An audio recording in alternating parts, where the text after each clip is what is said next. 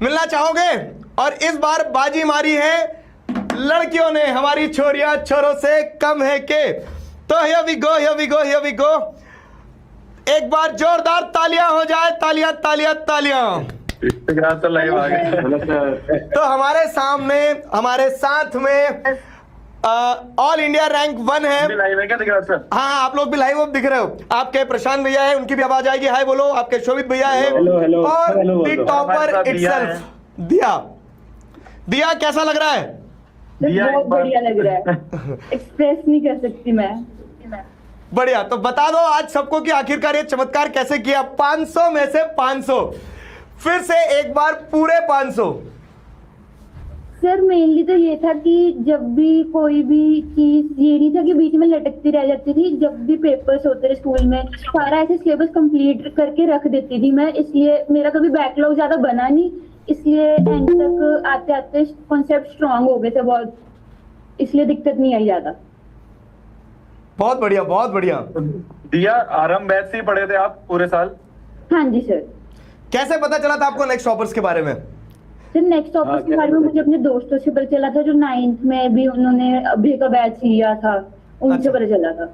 हाँ, और फिर 9th। दिख रहा सर, एक काफी इंटरेस्टिंग चीज पता चली है। दिया ये बता रही थी कि वो मतलब ऐसे ओलंपियाड वगैरह की कंपटीशन वाली चीजों की भी तैयारी करती थी। तो इसने क्लास 9th में ही, मतलब ये जैसा ये बता रही है कि मेरी मैराथन देख के क्लास 10th की मैथ्स कंप्लीट कर ली थी। अच्छा, हाँ। बहुत बढ़िया, बहुत बढ़िया, बहुत बढ़िया। उसके बारे में थोड़ा बताओ सर ये होता था कि अच्छा आज एक टॉपिक करना है, तो अब 10th की मेरे पे ऐसे तो कोई लेक्चर्स थे नहीं, तो मैं यूट्यूब खोलती थी, उधर आपकी जो 10th की बोर्ड के लिए मैराथन्स पड़ी होती थी कि चल मैं वो लगा के बैठ जाती थी 2x2 पे, और फिर सारी समझती रहती थी। जो क्वेश्चन आते थे वो एक बार प्रैक्टिस कर ली थी, और ऐसे मेरे कॉन्सेप्ट्स वो भी थोड़े अच्छे हो गए थे कि 10th में मुझे इसलिए मैथ्स में ज्यादा दिक्कत आई नहीं, क्योंकि मैंने वो 9th में भी बहुत सारे कर लिए थे। बहुत बढ़िया, बहुत बढ़िया। अर्ली स्टार्ट का एक बहुत बड़ा एडवांटेज मिला इन्हें। हाँ जी हाँ। सर। पूरे साल और वैसे भी जो मेरे 9th में 10th के टॉपिक्स पढ़े थे वो एक्चुअली 9th में आ चुके हैं, 10th से हटा के। हाँ, इस बार के सिलेबस में, इस बार के सिलेबस। पेरेंट्स कैसा फील कर रहे हैं? पेरेंट्स बहुत प्राउड फील कर रहे हैं। तो सबसे पहले किसको बताया था आपने जैसे आपका रिजल्ट आया था? सर हम आराम से बैठे थे घर पे, हमें अचानक से मैसेज आया, रिजल्ट आया। हमने सीधा खोला देखते वेबसाइट पे, तो हमें पता चला कि अच्छा रिजल्ट आ गया। फिर मम्मी को बताया पहले। सबसे पहले मम्मी को बताया, फिर हमारे कजिन ऊपर ही रहते हैं, उनमें भी एक 10th में थी।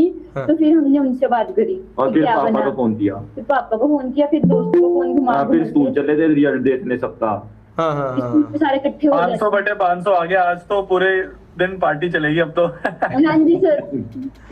अभी ना स्ट्रीम में आपके साथ में 20,000 बच्चे हैं, और 20,000 बच्चे ये वो हैं जो अब 10th में आने वाले हैं, 10th में आ गए हैं। तो आप इन्हें क्या सजेशन दोगे कि क्या चीज आपके लिए बहुत इफेक्टिवली काम करी, कैसा ये सफर था, साथ में हमने क्या क्या किया, सबसे मेमोरेबल पार्ट क्या रहा, सब कुछ बताओ।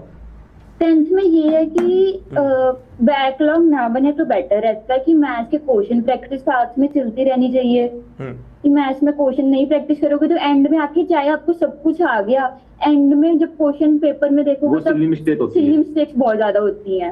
एसएसटी में आपको एनसीईआरटी सारी अच्छे से पढ़नी है, और एनसीईआरटी के ऊपर क्वेश्चंस बना के एनसीईआरटी फिर पॉइंट्स मार्क कर लो अगर किसी को नोट्स नहीं बनाने, और फिर वो पॉइंट्स के की टर्म्स याद करके बाकी बना दो, जैसे दिग्रासर कहती हैं। साइंस कैसे